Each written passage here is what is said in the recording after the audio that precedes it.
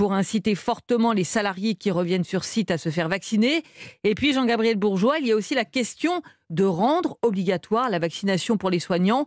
Et les appels se multiplient dans le milieu médical. Oui, ils sont une centaine de médecins et professionnels de santé à signer ce matin une tribune dans le journal du dimanche pour réclamer au gouvernement de mettre en place l'obligation vaccinale pour les soignants avant la fin de l'été. Les taux de vaccination ont progressé, mais ils restent encore insuffisants. 57% dans les EHPAD, 64% à l'hôpital. Le vaccin est la mesure barrière la plus efficace, expliquent les signataires. André Grimaldi est professeur émérite de diabétologie à la Pitié-Salpêtrière. Les soignants, ils ont un devoir de protection, on attend ça d'eux. Et d'ailleurs, c'est pour ça qu'on les a tellement admirés et applaudis lors de la première vague. Il y a une règle qui est ne pas nuire à un patient. Cette règle, qui est une règle éthique du métier, que tout le monde doit respecter.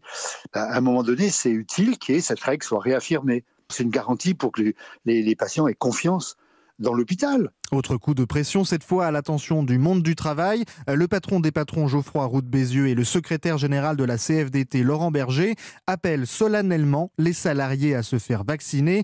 Ils insistent sur ceux qui sont au contact de public et veulent réveiller le sens civique de chacun. Patrick Martin est le numéro 2 du MEDEF.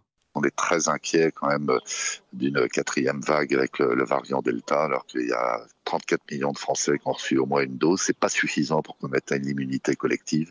Et nous, on est évidemment très soucieux de préserver l'emploi, de préserver l'économie en évitant un reconfinement. Éviter de nouvelles restrictions futures pour préserver l'économie. Le gouvernement a confirmé que les Français pourront se faire vacciner sur leur temps de travail sans impact financier et avec une autorisation d'absence. Jean-Gabriel Bourgeois est juste